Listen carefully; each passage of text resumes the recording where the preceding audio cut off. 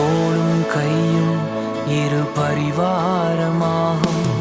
உம்மாலன்றி இது யாரால் கூடும்? பெரும் கோலும் கையும் இரு பரிவாரமாகும். உம்மாலன்றி இது யாரால் கூடும்?